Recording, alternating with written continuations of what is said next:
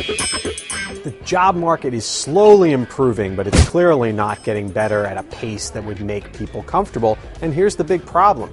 Corporate America, despite record profits and many of them have a lot of cash, companies are reluctant to hire, and they point to sluggish demand. Yes, we've had some great Black Friday and Cyber Monday sales, but consumers are still wary. But here's the catch. Many consumers say that they're not going to spend much more until they're more comfortable about the job situation. Even if they have a job, they're worried about losing it. I think businesses have to step up to the plate. I'm not talking small businesses that are struggling to get by, but your big corporations with lots of cash should be hiring more, using some of that cash, putting it to work, because if they actually can help the job market, then that might spur some spending and demand going forward. So what do you think? Should big businesses start hiring before there is a real pickup in demand to actually help create more demand? Many shared the views of Joe Arena, who wrote that trickle down for the past 30 years has led to a consistent trickle down in middle class incomes, discretionary income, while prices, health insurance, gas, etc. have risen dramatically. All the while, corporate and CEO profits and salaries have increased exponentially. Definitely a lot of anger at big business for not sharing the wealth, so to speak. Another reader said the government actually should do more to urge businesses to hire. Daniel Richards writes, what we need is more tax breaks for corporations because they aren't making enough.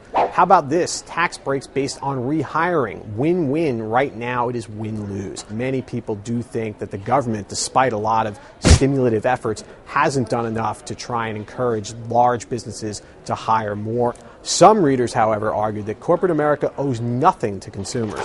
Jason Marks said, you can't blame people who become successful because they made the right decisions. You can only blame those who are poor, yet do nothing to try to improve their lives. There are no excuses when countless people have gone from having nothing to being millionaires. Everyone else needs to look at how these people did it and how to duplicate their strategy. I think that I would, have to take some issue with the comment. It's a little maybe overly glib. I think there are a lot of average Americans out there, highly educated Americans, highly motivated people that are struggling to find jobs after losing them, and I don't think it's through a lack of effort. I think obviously the reader is right that people do need to emulate the strategy of more successful entrepreneurs and business people, but it's obviously not that simple.